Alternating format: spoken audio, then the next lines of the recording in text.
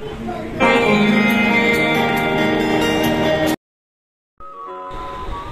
श्री कृष्ण दोस्तों, स्वागत करती हूँ मैं आपका मेरे चैनल कृष्णा जी के भरोसे में।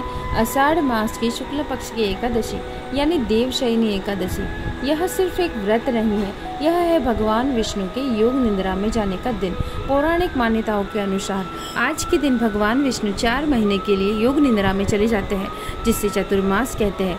इस 4 महीनों में कोई शुभ कार्य जैसे विवाह, मुंडन या गृह प्रवेश नहीं होते, क्योंकि हमारे पालनकर्ता विष्णु जी निद्रा में होते हैं। देवशयनी एकादशी पर भक्त उपवास रखते हैं, तुलसी जी की पूजा करते हैं और रात्रि जागरण करते हैं। ऐसा माना जाता है कि इस दिन किया गया जप, तप, दान और भक्ति 1000 गुण फल देता है। तुलसी दल चढ़ाना, श्री हरि का नाम लेना और व्रत की कथा सुनना, यह सब इस दिन अत्यंत पुण्यकारी माना गया है। 4 महीने बाद कार्तिक मास की शुक्ल पक्ष की एकादशी को प्रबोधिनी एकादशी, भगवान विष्णु निद्रा से जागते हैं और शुभ कार्य भी फिर से शुरू हो जाते हैं। तो आइए इस देवशयनी एकादशी पर हम भी आत्मशुद्धि का संकल्प लें, व्रत रखें, भक्ति करें और भगवान श्री हरि की कृपा करें। एक समय की बात है, भगवान बंसी वाले बोले, हे धर्मात्माओं, मैं श्रेष्ठ युधिष्ठिर, आषाढ़ मास के शुक्ल पक्ष की एकादशी का नाम देवशयनी है। ब्रह्मा जी ने नारद से कहा था, आज के दिन भगवान विष्णु को शयन कराया जाता है। कार्तिक शुक्ल एकादशी को जागते हैं। चतुर्मास का व्रत इस एकादशी को प्रारंभ होता है।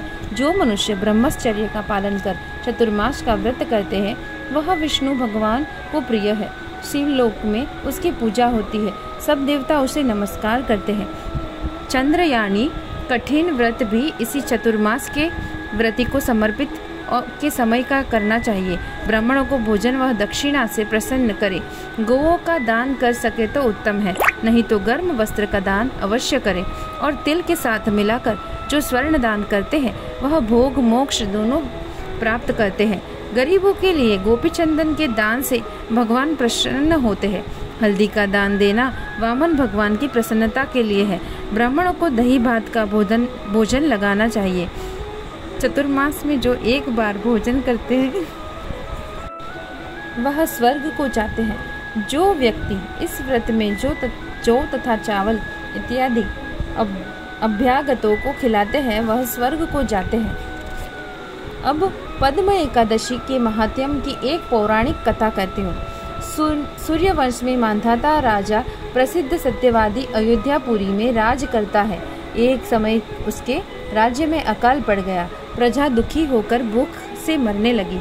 हवन आदि शुभ कार्य कर्म बंद हो गए। राजा को कष्ट हुआ। इसी चिंता में वन को चला गया। अगीरा ऋषि के आश्रम में जाकर कहने लगा, सप्त ऋषियों में श्रेष्ठ अगीरा जी, मैंने आपकी शरण में आया हूँ। मेरे राज्य में अकाल पड़ गया है। प्रजा कहती है, राजा के पापों से प्रजा को दुख मिलता है और मैंने अपने जीवन में किसी प्रकार का कोई पाप नहीं किया। आप दिव्य दृष्टि से देखकर कहो, अकाल पड़ने का कारण क्या है? अगीरा मुनि बोले, सतयुग में ब्राह्मणों को वेद पढ़ना और तपस्या करना धर्म है, परंतु आपके राज्य में आजकल एक शूद्र तपस्या कर रहा है। शूद्र को मारने से दोष दूर हो जाएगा, प्रजा सुख पाएगी। मांधाता बोले, मैं उस निरपराध तपस्या को करने वाले को शूद्र को नहीं मारूंगा। आप इस कष्ट से छूटने का कोई और सुगम उपाय बतलाइए। ऋषिराज बोले, सुगम उपाय कहता हूँ। भोग तथा मोक्ष देने वाली देवशयनी एकादशी है, इसका विधि पूर्ण व्रत करें। उसका प्रभाव से चतुर्मास तक वर्षा हो जाएगी। इस एकादशी को व्रत सिद्धियों को देने वाला तथा उपद्रव को शांत करने वाला है। मुनि की शिक्षा से मानधाता ने प्रजा सहित पद्म को व्रत किया और कष्ट से छूट गए।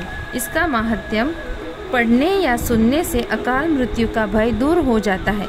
आज के दिन तुलसी का बीज पृथ्वी या गमले में बोया जाए तो महान पुण्य होता है। तुलसी की पावन से भी यमदूत भय हो जाते हैं। जिनका कंठ तुलसी माला से सुशोभित हो, उसका धन्य जीवन समझना चाहिए। तो देखा दोस्तों, कैसे राजा मांधाता को अपने पापों से मुक्ति मिली देवशयनी एकादशी करने से। अगर आपको मेरा वीडियो अच्छा लगा तो लाइक कर दीजिए, मेरे चैनल को सब्सक्राइब कर दीजिए ताकि आपको मेरे नए वीडियो आपको मिलते रहे। और यह जानकारी आपको कैसी लगी, अच्छी लगी हो तो आपके दोस्तों के साथ शेयर करें।